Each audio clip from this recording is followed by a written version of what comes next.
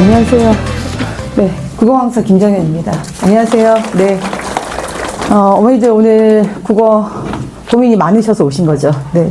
제가 올해 수능 간단하게 브리핑 해드리고요. 그리고, 내년 수능 예측해드리면서, 그리고 겨울방학에 어떻게 대책을 잘 세워야 내년에 문제없이 지금 2학년 되는 학생들, 3학년 되는 학생들이, 원활하게 대학을 갈 수 있을지, 그거 잠깐 말씀드릴게요. 어제 충격적인 발표가 하나 다시 났어요. 메가스터디에서. 그게 뭐냐면, 표준 점수가 뭔지 아시죠? 국어가 지금 1등급 컷이 정확하진 않지만, 엄매 기준으로 86점 정도 나왔는데, 이게 1점 정도는 더 내려갈 거라고 이렇게 얘기를 하고 있어요. 그리고 86점이었을 때, 그저께하고 어제하고 달라진 게 139점이 표점이다. 표점이 나올 거다. 여기 있는데, 요게 5점 정도 상승할 거다. 이렇게 나왔어요. 그럼 5점 정도 상승하면은 144점에서 145점 정도 나올 거라고 메가에서 예측을 한 거예요, 이게. 그러면 실제 우리가 정시로 간다고 했을 때 표준 점수를 갖고 가야 되는데, 표준 점수가 저렇게 144.5점 나온다는 건 엄청 높은 거예요. 그래서 국어, 영어, 수학 중에서 일단 국어가 가장 경쟁력이 있는 과목임이 다시 한번 증명이 됐고, 또 하나 국어, 영어, 수학 중에 다시 한번 국어가 1등급 컷이 제일 낮아요. 그쵸? 그러면 왜 이런 결과가 나왔냐? 이렇게 보시면 돼요. 작년 수능 기준으로 2025년 수능이죠. 60% 이하의 정답률을 갖고 있었던 문제가 6문제가 나왔어요. 그리고 60% 이하의 정답률을 갖고 있다는 거는 이렇게 생각하시면 돼요. 2명 중에 1명은 맞고 1명은 틀렸다는 얘기예요. 저거는 우리가 얘기하는 소위 킬러 문제라고 하는 거거든요. 그래서 작년에 91점 이렇게 90점 나왔을 때 이 60% 이하의 정답률은 6문제 정도면 잘 출제했다라고 이제 평가를 받은 거거든요. 교육시장에서. 근데 이게 올해 60% 이하 몇 문제인지 아세요? 네, 11문제였어요. 11문제라는 건 거의 2배 늘어난 거예요. 그래서, 11문제. 이렇게 보시면, 그냥 정확하게 딱 와닿으실 거예요. 그래서 킬러 문제 아닌 킬러 문제가 2배가 늘어났다는 얘기예요. 그리고 엄청 어려운 게, 맞아요. 근데 어떤 부분에서 엄청 어려웠냐? 수능은, 이렇게 3파트로 구성되어 있어요. 1번에서 17번이 독서예요. 이 독서 지문은 4지문이 출제가 돼요. 이 4지문 중에서 우리가 얘기하는 문제 배점이 이렇게 돼 있었어요. 3점짜리 문제가 하나씩 다 들어가 있어요. 그래서 여기 있는 첫 번째 독서 이론이 3문제, 그리고 융합이라고 하는 파트가 있어요. 이 문제가 제일 많아요. 얘가 4에서 9번까지 6문제고, 10번에서 몇 번이죠? 11번, 10번, 11번, 12번, 13번, 그리고 14에서 17. 이렇게 4파트가 나오거든요. 근데 올해 문제가 뭐였냐? 이 융합 지문이 제일 많은 파트잖아요. 문제 수가. 그쵸? 그리고 이게 왜 융합이냐면, 여기 있는 이 10번에서 13번, 14번에서 17번 지문보다 얘가 정확히 2배가 길어요. 그래서 지문이 이렇게 돼 있어요. 가, 나. 2지문 갖고 같이 풀어야 돼요. 그러니까 문제 수도 배가 된 거예요. 6문제. 그러면 기존에 여기 있는 융합 지문은 거의 대부분 철학 파트였어요. 인문이었어요. 그래서 학생들이 동양 철학이나 서양 철학, 그리고 또 하나 정치나 이런 지문이 주를 이뤘는데, 이 지문이 이번에 바뀌었어요. 뭐로 바뀌었냐면 법으로 바뀌었어요. 그리고 법 중에서 학생들이 무슨 얘기를 하냐면, 한 문장을 읽어요. 그러면 한 문장 내에서 정보를 내가 기억해야 되는 게 한두 개였어요, 보통은. 근데 얘는 한 문장에 기억해야 될 정보가 5개가 넘는 거예요. 그러니까 한 문장 읽고 그 다음 문장 읽으면 머릿속에 남아있는 정보가 하나도 없어요. 그래서 읽고 또 읽고 또 읽고 그러다가 그냥 거기에서 멈춰버린 거예요. 그리고 실제 여기서 시간을 너무 많이 소비하다 보니까 여기 있는 10번에서 17번까지 문제 풀 시간이 없었던 거죠. 그래서 올해 독서의 특징은 최상위권, 극상위권이나 중위권이나 하위권이나 다 똑같은 얘기를 해요. 너무 어려웠고 무슨 말인지 모르겠고, 그리고 또 하나 체감, 이게 연계율이 정확히 50%예요.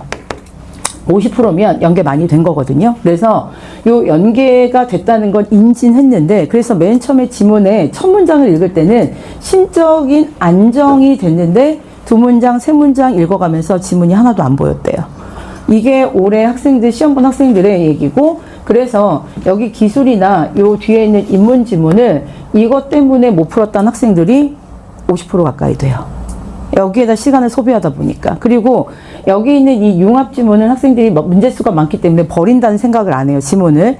그리고 과학을 버리겠다, 뭐 이런 학생들도 있었는데, 여기에서 시간을 너무 많이 쓰다 보니까 얘네들은 버리겠다, 버리지 않겠다 선택조차 못한 거예요. 그냥 시간이 끝나버린 거죠. 요게 독서의 특징이었고, 18번부터 34번까지. 요게 우리가 얘기하는 문학이라는 파트예요. 문학이라고 하는 파트고, 문학은요, 이건 내년도 똑같을 거예요. 가, 나, 이렇게 항상 문학에서 시 파트는 두 지문이 나와요. 요거는 EBS예요. 그러니까 50% 반영이 맞아요. 그리고 나는 오늘 처음 본 작품이에요. 그래서 이 EBS 고전 시간은, 그러니까 이렇게 생각하시면 돼요. 여기 학원 다닌 학생들, 그리고 또 하나 고등학교 수업을 조금 학교에서 제대로 들은 학생들은요, 이 작품이 처음 보는 작품일 수가 없어요. 모든 학원, 모든 강사 마지막까지 이거 찍어줬어요. 그리고 이게 나오면 이렇게 나올 것이다. 이건 다 예측된 문제예요. 그래서 학생들이 저희 학원 같은 경우에는 문학을 먼저 푸는 애들이 거의 대부분이에요. 왜냐하면 똑같은 문제수잖아요. 똑같은 문제수인데 여기 있는 이 문제수고 배점도 똑같아요. 17문제인데 여기 있는 독서는 50분, 40분 줘도 다 못 풀어요. 근데 문학 같은 경우에는 빠른 학생들은 24분에서 25분 컷으로 잘라가는 거고요. 그리고 시간을 문학에다가 소비를 많이 한다 하더라도 30분 넘어가는 학생들은 거의 없어요. 그러면 여기 있는 독서 파트보다 적은 시간을 투자해서 얘는 극대화된 효과를 낼 수 있는 파트죠. 그리고 다막기가 이렇게 생각하시면 돼요. 우리 병원에 가면, 응급실에 가면 고통의 강도가 10까지 있잖아요. 그렇죠? 물어보죠. 그러면 여기 있는 독서가 10이라고 한다면 문학은 2 정도밖에 안 돼요. 학생들한테. 그렇기 때문에 내가 2등급 안에 반드시 들어야 되는 학생들 또는 2등급이 목표다, 이런 학생들은 무조건 문학을 다 맞아야 돼요. 그리고 1등급은 말할 것도 없고, 문학 다 맞기가 독서 다 맞는 것보다 훨씬 더 쉬워요. 그리고 여기 있는 자, 이게 이제 고전 시간이었거든요. 그럼 현대시도 똑같아요. 이 현대시도 찍었다 말았다 할 수가 없어요. 왜냐하면 교과서에도 들어가 있는 학교도 있고, EBS에서 엄청 강조한 거고, 학원에서도 엄청 강조한 거예요. 그래서 얘 EBS, 그리고 여기 있는 나는 오늘 처음 본 작품, 이렇게 해서 출제가 됐고, 소설은 고전소설, 현대소설 파트가 2개예요. 고전소설은 더 이상 창작이 안 되고 작품 수가 적어요. 그렇기 때문에 항상 EBS에서 고전소설이 반영이 돼요. 작품 수가 별로 없기 때문에. 그리고 현대소설은 지금도 누가 쓰고 있을 거예요. 그렇기 때문에, 자, 요거는 그냥 오늘 학생들 처음 본 작품이라고 생각하시면 되고요. 심지어는 학교 선생님들이나 학원 강사들도 거의 처음 본 소설이 매년 출제되고 있어요. 그래서 요거 낯선 작품, 요거 EBS. 이렇게 출제가 됐고, 문학은, 우리 지금 아까 제가 말씀드린 저 11문제 중에 정답률 60% 이하 중에 거의 문학은 대부분 수능에서 없었어요. 독서가 거의 1위에서 10위까지였는데 올해는 문학이 하나 들어가 있었어요. 그럼 문제가 뭐냐면, 문학은 문학 개념어가, 이거 다 똑같은 얘기 할 거예요, 학원들에서. 개념어가 너무너무 중요해졌어요. 그래서 지문 자체가 막 그렇게 어렵진 않지만 이 개념어를 너무나 섬세하게 여기에다가 적용해야 돼요. 그러니까 쉽게 얘기해서 우리가 수능 55만 명 조금 넘게 봤어요. 넘게 봤는데 이 55만 명이 모두 다 합의하기 위해서는 이 개념어를 여기에다 객관적으로 적용해서 모두 다 합의 볼 수 있는 객관적인 근거가 있어야 되는 거죠. 자, 예를 하나 들어드릴게요. 등불을 밝혀, 여기 잠깐 보세요. 등불을 밝혀 어둠을 몰아내고, 이런 시가 있어요, 윤동주에. 그러면 요거를 놓고 우리가 색채 대조를 통해서 주제를 선명하게 부각한다. 그러면 요 색채 대조를 여기다 적용할 수 있어야 되거든요. 제가 하나 여쭤볼게요. 요거 여기 지금 100분 조금 넘게 오셨거든요. 그럼 100분이 똑같이 합의 볼 수 있어야 되려면 이 색채 대조라는 개념이 정확하게 세팅되어 있고 여기를 갖다 그대로 적용하면 돼요. 그쵸? 자, 색채 대조가 맞을까요? 틀릴까요? 네. 이제 보세요. 어떤 분은 맞다고 하시고요. 어떤 분은 아니라고 하세요. 그쵸? 어떤 분은? 그쵸? 이거 맞을까요? 틀릴까요? 맞는 것 같죠? 근데 아니에요. 그게 개념의 힘이에요. 여기 색깔이라는 단어가 있을까요? 없을까요? 그래서 이거는 어둡고 밝은 거죠. 그럼 얘는 뭐라고 해야 되냐면 명암의 대조라고 해야 되고요. 그쵸? 색채는요, 색깔이 들어가야 돼요. 색깔. 이게 기준이에요. 이런 것들을 꼼꼼하게 저 지문에다가 대입해서 자, 일치 여부를 따질 수 있었느냐. 이게 올해 수능의 핵이었어요. 그러면 여기 있는 이 작품 뭐가 나오든 상관이 하나도 없어요. 학생들한테는. 그래서 지금 2학년 올라가는, 3학년 올라가는 학생들이 가장 먼저 해야 되는 거는, 그리고 이거는 저희 학원에서 예비 고1 때, 설명회 때 들으셨을 거예요. 제가 예비 고1 때부터 강조했던 거고, 이것만 계속 연습시키고 있어요. 수능은 어차피, 문제가 없어야 돼요. 문제가 없어야 되는 문제라는 건 누구나 다 객관적으로 수긍할 수 있는 답의 근거가 있어야 된다는 거거든요. 그러면 여기 있는 색채 대조라고 했으니까 색깔이 몇 개 이상 나와야 될까요? 2개 이상 무조건 나와야 돼요. 단 유사한 색깔이면 안 돼요. 그래서 어떤 게 나왔냐면 붉은색, 다홍색 이렇게 나왔어요. 그건 색채 대조가 될 수가 없어요. 그러니까 학생들이 얼마나 꼼꼼하게 이 용어가 세팅이 돼야 되는지 이게 기본이고요. 일단 그쵸? 그리고 이제 제일 문제가 되는 선택 파트. 이 선택이 화작하고 엄매가 있는데, 자, 요 화작은 언제나 그랬듯이 여기 있는 이 엄매보다 1등급 컷이 한 3개 이제 언어가 문법이거든요. 자, 지금 3학년 올라가는 학생들은 엄매, 화작 이렇게 선택 과목이 있어요. 그쵸? 근데 지금 1학년 학생들은 선택 과목이 없어요. 그래서 지금 학교 학생, 지금 2학년 올라가는, 3학년 올라가는 학생들은요, 화작한다는 애들이 거의 없어요. 왜 그럴까요? 자기가 한 번에 갈 자신이 없거든요. 맞죠? 그래서 지금 현재 1학년하고 시험을 같이 볼 수도 있어요. 그럼 어차피 엄매 화작이 구분이 안 되는 시험을 봐야 돼요. 그렇기 때문에 이렇게 자기가 엄매를 선택을 한다고 하는 학생들이 늘어나고 있는 이유가 학생들도 알고 있어요. 언어는 몇 개월 단기간에 절대 승부를 볼 수 있는 파트가 아니에요. 얘는 예비고일 때부터 꾸준히 천천히 해야 되는 거고, 문제를 딱 보면요. 문법 같은 경우에는 문법 지식 하나를 갖고 풀 수 있는 문제는 없어요. 문법 지식은 5개, 6개 융합해서 풀어야 되는 문제가 그냥 전부 다예요. 그렇기 때문에 1학년 때부터 꾸준히, 그래서 지금 고등학교 2학년 시험 범위 중에 문법이 들어간 학생이 엄청 많아요. 그냥 강제적으로 1학년 때부터 2학년까지 내신의 문법을 녹여내기 때문에 꾸준히 문법을 하는 뜻이에요. 그거는 학교에서도 그렇고, 그리고 실제 지금 문법을 선택한 고3 학생들도요, 시험 보기 전날까지 문법은 계속 꾸준히 반복해서 봐야 되는 파트예요. 끝나는 파트가 아니거든요. 그러면, 자, 올해 수능 제가 이렇게 브리핑을 해드렸고, 가장 큰 문제는 60% 이하 정답률을 가진 문제가 11문제였다는 거. 근데 이게 내년에도 아마 그대로 기존을 유지할 것 같고요. 그리고 변별력이 생기는 건 국어밖에 없어요, 지금. 그리고 저희 학원 학생들 보니까 국어만 잘한다고 되는 것도 아니에요. 왜냐면 저희 이번에 국어 100점 맞은 학생이 1명이고 그 다음에 90점대 학생이 엄청 많아요. 근데 그 학생들이 국어를 그렇게 잘 봤잖아요. 그리고 표준 점수가 이제 그 학생들 다 140점 넘을 거예요. 근데 항상 수학을 1등급 100점 맞던 애가 3등급이 나왔고요. 그쵸? 그리고 탐구 과목은 얘는 걱정도 안 했대요. 근데 탐구에서 당연히 이걸 맞출 거라고 생각했는데 탐구가 또 3등급이 나온 학생도 있고, 그러니까 입시라는 게 예측이 불가능해요. 그래서 지금 어머니들이 얼마나 초조하고 불안하실지 이제 저는 이제 20년 넘게 경험을 하고 있는데, 입시는 그야말로 그런 것 같아요. 저희 국어를요, 모의고사, 저희 학원 학생들, 여학생들 중에요, 어떤 애가 있었냐면, 우리 상상이나 이감이라고 모의고사, 봉투 모의고사가 있어요. 시험 보기 100일 전부터 매주 그걸 2개씩 보거든요. 그러면 그 학생이 저 뒤에 지금 걸 다 뗐는데, 항상 걔가 1등이었어요. 100점. 항상 100점. 근데 그리고 모의고사도 항상 100점. 근데 중요한 건, 실제 수능에서는 연락이 안 되고 있어요. 제가 소문에 들었는데, 독서 그 지문을 읽고 나서 이게 하나도 안 보였대요. 그래서 국어가 상상할 수 없는 점수가 나왔다고 하는데, 그 학생이 상상할 수 없는 점수라는 건 3등급은 아닐 거예요. 2등급인데 그 2등급이 문제가 되는 게 아니에요. 걔가 그렇게 2등급을 자기가 느끼는 거죠. 내가 못 봤구나. 그리고 못 푼 문제가 3문제였대요. 그러면서 뒤에 수학이나 영어까지 도민으로 쫙 망친 거예요. 그래서 그 학교에 걔가 유일한 희망이었고, 그리고 얘가 최저를 못 맞출 거다. 아무도 상상을 못 하고 있을 거예요. 그래서 지금 잠수를 탔다고 하는데, 그 아이가 지금 가장 걱정이 되고 있어요. 그래서 제가 수업을 하면서 항상 어머니들께 이렇게 설명회 때 국어만큼은, 국어에서 점수가 안 나왔어, 그것 때문에 최저를 못 맞춘다, 이런 거는 절대 없게 하려고 최선을 다해서 수업을 하고 있거든요. 그래서 아까 이게 영상이 나왔는지 모르겠는데, 제가 11월 1일부터 11월 10일까지 찍기 특강을 했어요. 그게 뭐냐면 1년을 농축한 거예요. 그래서 독서 4지문 나왔잖아요. 문학은 이거 뭐 어차피 수업은 뭐 계속 반복해서 막 10번 정도 한 거예요. 북새국은. 근데 독서를 찍기는 진짜 쉽지 않거든요. 근데 아까 보셨죠?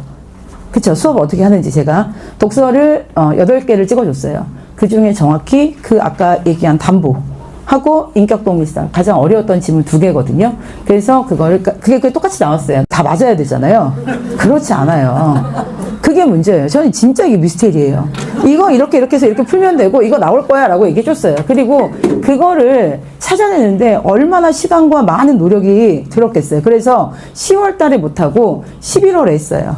그게 정보가 2가지를 이제 제가 찾았기 때문에. 그래서 이것까지 해줬어요. 했더니 애들이 똑같은 얘기를 하더라고요. 시험 보고 나서. 너무 기뻤대요. 너 잘 봤니? 그 다음에 얘기를 안 하더라고요. 네. 자, 이제, 저희 김정현 국어, 어머니들도 인정하시는 1등 국어예요. 얘네들을 어떻게 끌고 가야 되냐? 1년 동안. 예비 고3이죠. 이 학생들은요, 언제부터가 고3이냐면 지금부터가 고3이에요. 그리고 실제 저희 학원은 고3과 고2가 같이 했던 수업이 있어요. 그쵸? 그리고, 내신이 12월, 빠른 학교는 15일 이전에 끝나고요. 늦은 학교도 다 20일 이후엔 끝날 거예요. 20일 전엔 다 끝날 거예요. 그러면 문제는 뭐냐? 애들이 한 15일은 인생이 끝난 것처럼 고3 시작하기 전에 마지막 불을 태우겠다며 아무것도 안 하고 놀고 있어요. 학교에서도 안 하고 그냥 시간은 버리고 있어요. 그래서 그때 15일 동안 아까 제가 말씀드린 저 문학 개념어 다시 한번 정리하고 분석 방법 그리고 문제 유형에 대한 해법까지 정리해서 특강이 있을 예정이에요. 파트별로 4번 특강. 그래서 크리스마스 날 얘기하는데 크리스마스는 그냥 크리스마스고 아무 일도 아니에요. 그냥 12월 25일이죠. 그래서 그 특강을 학생들한테 4번을 반드시 듣게 하시면 문학을 정리해서 갈 수 있고요. 이번에 가장 변한 거 말씀드릴게요. 여기 보시면 보이세요? 심각하게 고개 괴고 있는 여기 건태영 선생이라고 있어요. 네, 심각하게 항상 고민하고 항상 연구하는 선생님이에요. 제가 어머니들 저희 학원에 애들이 100명이다, 120명이다, 150명이다 이렇게 얘기하면서 보내기 올해부터. 왜 그러냐면 이제 국어는 입시에 가장 큰 변별력을 주는 과목으로 확정이 됐고 이미 이게 5년째 굳어지고 있어요. 그렇기 때문에 국어 같은 경우에는 이렇게 수업을 하면서 학생들의 관리라고 하는 게 얘 만나서 얼굴 보고 얘기하고 고민 들어주는 게 관리가 절대 아니에요. 그쵸? 그리고 그런 거 애들 원하지도 않아요. 부담스러워하고요. 요 관리라는 건 이 수업 시간을 통해서 저희가 매번 20분 테스트를 봐요. 테스트를 보는데 이 테스트가 뭐냐면 문학만 봐요, 저희가. 일단 1월부터 시작하면 수업이 개강하고 나서 1월부터 6편까지는 문학만 봐요. 이유는 문학을 무조건 다 맞아야 돼요. 어떤 일이 있어도. 왜냐하면 독서는 변수가 다 크기 때문에 학생들이 100점 나온 학생들도 물어보면 독서 17문제를 정확하게 답을 다 알고 찾았냐? 그러면 15개는 정확하게 알았고 2개는 더답이어서 찾았다고 해요. 거의 모든 학생이 그래요. 근데 문학은 확신하고 푸는 파트예요. 그렇기 때문에 문학을 완벽하게 맞춰주고 그리고 나서 독서는 그냥 꾸준히 끝까지 가는 과목이라고 생각하시면 돼요. 파트라고. 그래서 요 문학 시험이 이렇게 20분 테스트가 이루어져요. 그러면 분명히 학생별로 뭐가 있을까요? 약점이 있어요. 근데 학생들이 일단 많으면 이 약점을 하나하나 제가 보완해서 넌 이렇게 해야 된다라고 가이드라인을 잡아주긴 해요. 근데 상담을 신청한 학생들만이에요. 근데 학생들이 상담을 신청할까 안 할까요? 이상하게 저를 부담스러워해요. 그래서 제가 이제 시험지를 보고 그리고 답안지를 보고 약점을 제가 스스로 찾아서 원하지 않는데도 제가 따로 문제지를 주곤 했거든요. 근데 이렇게 수업과 관리가 둘이 같이 들어가려면 저 혼자 120명을 책임지기 너무 힘들어요. 그리고 또 하나는 전문화된 파트가 따로 있어야 되고 그러려면 저 말고 국어 선생님 그리고 저와 수업을 똑같은 정도로 할 수 있는 수업을 진짜 잘하는 선생님이 필요했기 때문에 저희 학원에서 충분히 명인에서 검증을 받고 그리고 또 하나 학생들의 선호도 1위예요. 그리고 또 하나는 학생들에 대한 애정과 함께 이번에 저희 수능을 같이 했거든요. 백마에서 일단 검증받고 선생님들 학생들도 마찬가지예요. 이 선생님 이외에는 저의 파트너가 없다. 이렇게 해서 인정받아서 선택된 선생님이거든요. 그래서 어머니들께서 권태영 선생님하고 저하고 같이 하는 콜라보 수업 작년보다 훨씬 더 좋아질 거고요. 약점 체크해서 이 약점 체크라는 건 이거예요. 문제지만 띡 던져주고 넌 이게 문제니까 이거 문제를 더 풀어. 그러면 이 학생은요 시간 낭비일 뿐이에요. 왜냐면 틀리는 파트는 계속 틀릴 거거든요. 그래서 이렇게 파트별로 안 되는 파트 학생들 모아서 또는 이 그룹과의 형식으로 저랑 권태영 선생님이랑 일주일에 한 번씩 더 한다고 생각하시면 돼요. 그래서 저는 이렇게 수업을 작년보다 훨씬 더 업그레이드된 상태로 준비를 했고 어머니께서 선택을 해주시면 되는 거고요. 그리고 권태영 선생님 들어와서 어머니께 새로 인사드리면서 수업 계획 그리고 방향성 잠깐 말씀드리는 걸 하고 저는 여기까지 마무리하겠습니다. 고맙습니다. 저 수능국어 가르치고 있는 권태영이라고 합니다. 안녕하세요. 아침에 일찍부터 오시느라 고생 많으셨는데 최대한 어머님들께서 필요하신 정보를 좀 가져가 주셔야 될 것 같아요. 지금 여기 1학년, 2학년, 3학년 골고루 있는데 제가 최대한 수능국어 공부에서 가장 먼저 드리고 싶은 말 먼저 드릴게요. 제가 1, 5학번이에요. 어머님들 1, 5학번인데 1, 5학년도부터 한 19학년도까지 진짜 과외를 많이 했었던 것 같아요. 근데 사실 이 과외를 진짜 1년에 한 8개 정도 했었었는데 많았을 때는 10개도 넘게 했었거든요. 근데 최대한 효율적이게 하려고 내신을 최대한 안 했었어요. 그 과외를. 왜냐면 학교별로 준비를 해야 되잖아요. 그럼 공통적으로 할 수 있는 과외가 뭐 있었죠? 수능국어 과외예요. 네. 그래서 그걸 했었었고 이제 조금 시간이 지나서 한 2020년대에 들어서는 제가 뭐 보습학원에도 있었었고 종합학원부터 재수종합반 담임까지 했었어요. 그러다가 중간에 저기 풍동고등학교 혹시 어머님들 아시나요? 그리고 이 근처에 이제 서구권의 덕이중학교 거기 학교에도 있었었고 그러다가 지금 이 명인에 종착을 하게 되었는데 이 모든 일련의 수업의 공통점은 제가 수능 국어를 했었다는 거예요. 그러면서 말씀드리고 싶었던 점 성적이 느는 아이들과 안 느는 아이들은요 어머님들 정해져 있어요. 정해져 있어요. 그래서 저는 처음부터 아이한테 자신 있게 말해요. 너는 100% 성적이 늘 거야. 그리고 또는 너는 안 늘 것 같아. 그러니까 지금 너 내신이 4점대 5점대여가지고 아쉬워가지고 여기 수능하겠다고 왔잖아. 정시 파이터라고 했잖아. 근데 그러지 말고 그냥 그 내신을 올려가지고 3학년 1학기까지 올려서 가자. 이러면 애가 울면서 나가요.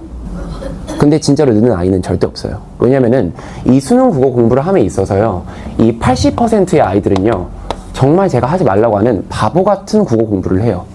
그리고 이 80%의 바보 같은 국어 공부 방법은 저만 강조하는 게 아니라 모든 인강 대치동 선생님들이 다 공통적으로 말하는 바예요. 그럼에도 불구하고 이 80%의 아이들은 바보 같은 공부를 해요.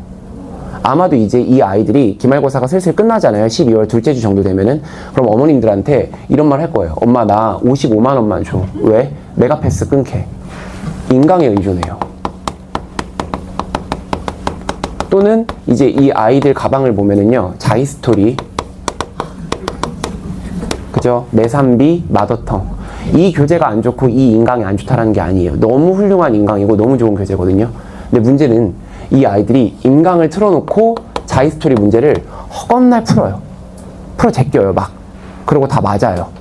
그리고 어머님한테 가서 얘기할 거예요. 엄마 나 정시로 가기 잘한 것 같아. 나 아마 수능 잘 볼 것 같아. 이 아이는 왜 이런 선택을 했냐? 자기를 테스트해보고 싶은 거예요. 일단 읽고 풀고 다 맞고 그걸 빨리 확인받고 싶은 거예요. 자기 스스로를. 근데 그렇게 단편적으로 풀어서 틀리는 아이는요 없어요. 어머님들. 모두가 다 맞을 수 있어요. 그러면은 이 80%의 아이들이 바보 같은 공부 방향이라고 하는 거는 뭐냐?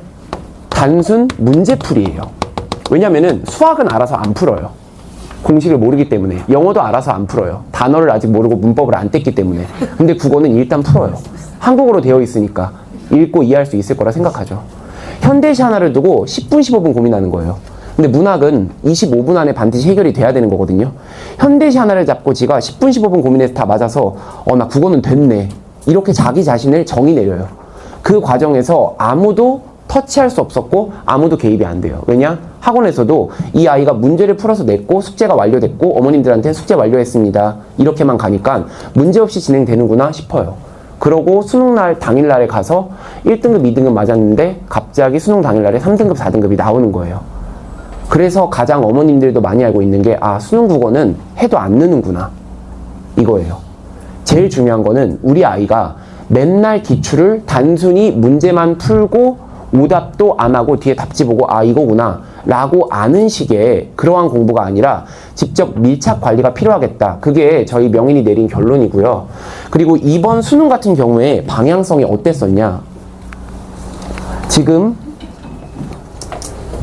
대부분의 아이들은 매우 어려웠다고 합니다. 등급컷은 어머님들 여기 보시면은요, 화법과 작목과 언어와 매체가 85점에서 화법과 작목 같은 경우에는 89점으로 예상이 되는데, 주목하실 점은 수학이에요. 수학은 1등급 컷이 91, 87, 88로 예상이 돼요. 선택 과목상. 즉 국어가 표준 점수가 수학보다도 4점에서 5점가량은 높을 걸로 예상돼요. 표준 점수가 높다는 거는 수학보다도 더 어렵다는 얘기입니다, 어머님들. 그래서 국어에 지금 이번 교육과정이 2015 교육과정으로 진행되고 있는 거거든요. 내년까지예요. 2015 교육과정 수능은. 내후년에는 교육과정이 바뀝니다. 그러면 2015 교육과정이 실시된 2022 학년도부터 등급컷이 어떻게 됐었냐? 23학년도, 24학년도, 25학년도, 26학년도. 어머님들 이거 찍으실 필요나 적으실 필요 없는 거예요. 그냥 말씀드릴게요. 2022학년도는 언어와 매체 기준 수능국어 1등급 컷이 84점이었어요. 84점만 맞으면 재수생 포함해서 전국에서 4% 안에 들을 수 있었던 시험이에요. 그러고 나서 23학년도로 갔더니 국어교육과를 졸업했는데 저희 교수님께서 말씀하신 게 전문 분야별로 교수님들도 출제를 하잖아요. 한 사람이 내는 게 아니에요. 문학 교수님, 문법 교수님, 독서 교수님 다 따로 출제하시는데 교수님들끼리 서로 협의했었을 때 자기 파트 아닌 분야에 대해서 그렇게 지적할 수가 없대요. 왜냐면 나중에도 다 서로 만나실 분들 아니에요. 괜히 싸우면 안 되잖아요. 그냥 우연히 이번에 내가 20 몇 년 동안 연구했었던 걸 한번 불사질러 보겠다. 근데 우연히 독서도, 우연히 문법도 그렇게 되면 이런 시험이 나오는 거고 아니면 이런 시험이 나오는 거예요. 그리고 24학년도 주목해야 될 점은 이때부터 지금 우리 아이들이 볼 수능까지 이어지는 게 뭐죠? 킬러 배제 정책이죠. 24학년도 수능 보고 어머님들 84점이 1컷이었어요. 놀라운 건 분석을 잘해야 되는 게 이때는 킬러가 아니죠. 근데 1등급 컷이 84점이죠. 그죠? 그리고 킬러 배제 정책이 시행했는데도 불구하고 여전히 84점이에요. 킬러가 있든 없든 충분히 수능 국어의 난이도는 어려울 수 있어요. 그러고 나서 작년에 91점이었고 올해는 이렇게 85점가량으로 예상이 되는 이 1년의 과정을 봤었을 때 저희는 하나 얻을 수 있는 결론은 그냥 어떠한 난이도의 시험이든 우리 아이들은 잘 읽고 잘 풀 수 있는 능력이 중요해요. 그래서 자유스토리나 기출문제집 같은 거를 맨날 풀고 채점, 풀고 채점, 풀고 채점 한다고 해도 수능 당일날에 흔들릴 수 있는 게 수능 국어의 과목상 특징이에요. 사실 킬러 배제 정책이 아니라고 했었을 때 가장 귀추가 주목된 건 독서 난이도의 엄청난 하락이에요. 그래서 이때까지 독서에 그렇게 힘을 주는 강사는 없었어요. 왜냐? 독서가 난이도가 하락됐었던 건 사실이에요, 여태까지. 문학에서 힘을 줬었던 거고. 근데 이번 수능 한번 결과를 보실까요, 어머님들? 위에는 화법과 작문의 오답률 탑5이고 밑에는 언어와 매체 영역이에요. 두 문제, 한 문제를 제외한 모든 영역의 오답률 탑5가 독서 영역에서 나왔어요. 그러면 킬러 배제 정책에서 문학이 어렵다며, 독서는 쉽다며, 그럼 우리 아이들은 미친 듯이 문학만 공부해요. 근데 이번에 어땠었죠? 독서가 어려웠었어요. 다시 말씀드리는 건데 어떠한 난이도, 어떠한 형식의 문제든 글이든 우리 아이들은 잘 읽을 수 있는 역량을 길러야 돼요. 그리고 저희 수업은 그 역량을 길러내는 방법론 위주의 수업이라고 생각을 하시면 될 것 같아요. 현대시는 어떻게 읽어야 너네가 안 어려운지, 그리고 쉬운 시험은 어떻게 빨리 읽어낼 수 있는지, 어려운 시험은 어떻게 붙잡고 읽어야 되는지, 그거를 위해서 전문 분야별로 파트를 나누어서 진행을 하는 거고, 무엇보다 어느 학원에도 없을 거라고 저는 자신하는 게 저희는 주 2회 수업이에요. 적어도 방학도막기간은 무조건 주 2회 수업이고, 어떻게 그 주 2회 수업이 되는 거냐? 작년에 백마에서는 시행을 했었거든요. 어떻게 시행이 됐었냐? 수업은 김정현 선생님과 제가 나눠서 가는 거예요. 그러고 나서 사실 국어과의 어머님들 되게 웃긴 게 똑같이 2등급이더라도 이유가 다 달라요. 똑같이 2등급이더라도 시간 내에 다 풀어서 2등급인 아이는 상대적으로 정확도가 떨어진 거죠. 근데 시간 내에 다 풀지 못했어요. 두 지문을 날렸대요. 시간이 없어서. 근데 걔도 똑같이 2등급이다. 그럼 그 아이는 정확도가 좋은 대신에 뭐가 부족한 걸까요? 시간. 그럼 이유가 다른 거예요. 그럼 그 모든 80명, 130명의 아이들을 이 자리에 앉혀두고 똑같은 식의 수업을 한다는 거는 사실 모순인 거예요. 근데 아이들은 만족하고 앉아있겠죠. 앞에 있는 강사가 너무 말을 잘하니까. 어느 학원이든 사실은 이건 할 수 있어요. 근데 저희가 봤었을 때 이 아이들이 1등급은 항상 많이 나오고 서울대도 의대도 많이 나와요, 저희 학원은. 근데 5등급, 4등급 대 아이들을 2등급, 3등급으로 끌어올리기 위해서는 개별 보강이 무조건 필요하겠다. 그래서 제가 아이들한테 인스타그램을 먼저 알려줘요. 제 인스타그램을. 그러고 나서 DM을 하라고 해요. 그럼 선생님 고전시 해주세요. 이건 안 받아요. 선생님 저는 고전시에서 어휘 때문에 안 읽혀요. 이걸 받아요. 저는. 선생님 저 과학이 어려워요. 이런 거 안 받아요. 과학 중에서도 밀도가 개념이 갑자기 높이 올라왔었을 때 그 부분 독해가 안 돼요. 그럼 저는 관련된 기출 5개를 갖고 가요. 그래서 그 자리에서 읽혀요. 그럼 아이가 하나가 뚫렸다라고 얘기해요. 그런 거를 방증할 수 있었던 게 작년에 이제 백마에서도 고등학교 3학년 아이들 같은 경우에는 80명 정도로 시작을 했어요. 마무리 때도 80명으로 계속 마무리가 됐어요. 근데 동시간대에 있는 학원이 4개나 더 있는 거예요. 유명한 학원들이. 그래서 저희도 시장 조사를 했는데 반 이상이 떨어져 나갔어요. 그 학원에서는. 다른 학원을 비하하는 게 아니에요. 저희 학원에서 어쨌든 아이들이 만족을 했기 때문에 끝까지 있었다는 거고, 그 결과는 어머님들 지금 이 팜플렛의 뒤에 보면 계속 제시가 되어 있어요. 꾸준히 이렇게 제시가 되는 이유는 있는 거고요. 입시결과 같은 경우에는 어머님들 집에 가서 봐주셔도 될 것 같습니다. 그럼 올해 국어는 어땠냐? 앞에 김재경 선생님께서 정말 맞는 말씀을 해주셨는데, 사실 어머님들 경향성이라는 건 어떤 의미로 받아들여야 되냐? 우리 아이가 볼 수능도 이럴 거다라고 확실치 못해요. 왜냐? 보십시오. 어쩔 땐 어려울 수 있는 거고 어쩔 땐 쉬울 수 있는 거잖아요. 그래서 지금 제가 이 PPT 자료에 제시한 경향성은 22학년도부터 27학년도까지 2015 개정 교육과정이 실시된 이래로 절대 변하지 않는 원칙이에요. 그래서 일단 이 부분만 어머님들이 찍어가 주시면 될 것 같습니다. 그래서 필기나 사진 찍어주실 어머님들은 지금 이 부분만 찍어주시고 자녀분들한테 한번 보여주셔도 좋을 것 같아요. 네, 저 나와도 됩니다.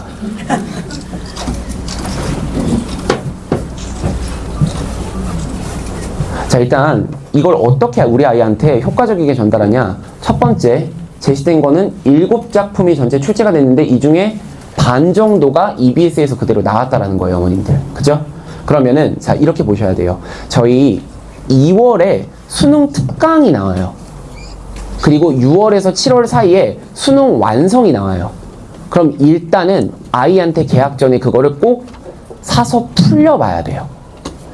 이 중에 어떤 작품이 EBS에 나올 거야, 어떤 지문이 수능에 나올 거야 라는 거는 누가 할 수 있는 거냐? 학원이 해줄 수 있는 거고 저희가 잘하는 부분인 거예요. 일단 그걸 효과적이게 하려면은 아이들이 먼저 1차적으로 풀어오는 게 필요하고, 무엇보다 말씀드리고 싶은 거는 이 EBS로 진행이 돼요. 뭐가요?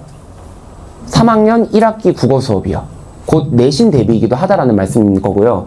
그리고 문학에서 항상 강조하는 게 선택지 판단에서 시간을 소요하게 만들어요. 이거는 계속해서 킬러 배제 정책이 시행된 24학년도 수능부터 올해 문학의 난이도가 평이했지만 그래도 올해 수능까지 이어진 경향성이에요. 예를 들어서 이렇게 생각을 하시면 돼요. 옛날에는 백설공주가 독사과를 먹었다. OX 이렇게 고르라고 했다면 당연히 맞는 말이잖아요. 요즘 수능 문학 선지는 백설공주가 초록색으로 된 독사과를 어떤 숲에서 왼속으로 받아 먹었다. 이런 식으로 출제가 돼요. 그럼 아이들은 일일이 다 찾아야 돼요. 그 장소가 어디였지? 초록색이었나 빨간색이었나? 왼손이었나 오른손이었나? 그러면은 당연히 선택지 판단에서 시간이 소요되기 때문에 뭐를 풀 시간이 없을까요? 의 바이브였어요. 그럼 이 중에서 가장 중요한 게 뭐냐? 결국 문학 개념어예요. 개념어가 확실시돼야 아이들이 판단력이 빨라져요. 그래서 이 문학 개념어 특강은 방학 때 준비가 되어 있으니까 많이 이용해 주시면 감사드릴 것 같고, 올해는 일단 전반적으로 평이했다라는 거예요. 올해는. 그러면은 우리 아이들이 어려웠었던 문학 기출을 풀어봐야죠. 그 수업이 바로 1, 2월에 바로 진행이 되는 겁니다. 어머님들 여기 보시면은 커리큘럼이 있고 PPT 보실 필요 없고 저희 팜플렛 자료에서 올해 수능 총표만 넘어가 주시면은 바로 여기 제시가 되어 있거든요. 1, 2월에는 문학 개념어, 그리고 현대시 소설, 고전시 소설, 그리고 비문학도 파트별로 세 부분 천천히 읽는 방법과 무엇보다 고난도 그리고 평이에서 썼던 모든 기출을 이 1, 2월에 다루는 거예요. 기출만큼 좋은 자료는 없어요. 어려운 사설 시험이나 쉬운 교육청 시험은요, 아이들이 현장에서 어떠한 적응력을 길러주기 위한 부차적인 걸로 생각을 해주시면 되는 거고, 왜 평가원 기출이 중요하냐? 그 출제했었던 교수님이 그대로 또 들어가실 가능성이 높으니까요. 그래서 평가원의 지문에 익숙함이 필요한 거고, 그 다음에 3월부터 5월, 6월, 7, 8월, 9, 10, 11월 지금 요 순서대로, 즉 여기 이 표에 제시된 대로 진행을 해주신다면 된다고 생각해 주시면 될 것 같고, 무엇보다 제가 말씀드리고 싶었었던 거는 네, 연계적 중량 계속 보셨었죠, 어머님들 영상으로 나왔었던 거. 사실 이 뭐 북새국이 나올 것이다, 연시조나 가사가 나올 것이다라는 거는 모든 강사가 예측을 할 수 있는 건데, 저희가 작년까지 예측을 할 수 있었던 거는 정말 부단히 노력을 하고 있거든요. 최대한 아이들의 시간을 줄여주기 위해서. 사실 수능국어에서 시간을 줄여주기 위해서는 아는 지문의 개수를 늘려주는 거, 그게 학원이 할 수 있는 거고, 그게 저희 김정현 국어사단의 가장 큰 장점이다 라고 자부할 수 있고, 뭐 이건 사실 작년에 이제 우리 아이들 결과였었어요. 근데 이제 저의 반만 또 결과를 실은 거기 때문에 아마도 이제 모든 캠퍼스를 합치면은 이거보다 더 훌륭한 결과가 있을 거라 생각하고, 그 부분은 지금 이 팜플렛을 참조해 주시면 될 것 같고, 자, 마지막으로 드리고 싶은 말씀은 저희 아이들 뭐 1등급 너무 많죠. 백막 캠퍼스에서도 후고 캠퍼스에서도 뭐 만점자가 있고 90점대 이상은 정말 수두룩 빽빽이에요. 잘하는 아이들은 당연히 많고 너무 익히 들어서, 그리고 여기 홍보 자료만 봐도 아실 거예요. 근데 꼭 강조해 드리고 싶었던 친구는 요 두 친구인 것 같아요. 일단 이 두 친구는 보면은 수능 때까지 선생님 믿고 갈게요 라고 했는데, 뭐지? 내년에 또 하는 건가? 이렇게 생각할 수 있는데 그건 아니고 고등학교 2학년 친구예요. 고등학교 2학년 친구인데 이제 다른 학원에서 고등학교 2학년 아이들 대상으로 수능 날에 직접 시간을 재보고 수능을 풀리는 연습을 했대요. 근데 이 친구가 대진고예요. 대진고 2학년이고, 근데 수능 국어를 풀었는데 깜짝 놀랐어요. 인증 가능하거든요. 나중에 캠퍼스에 뭐 자료 같은 거 올릴 수 있으면 꼭 올릴게요. 만점이에요, 어머님. 100점 맞았어요.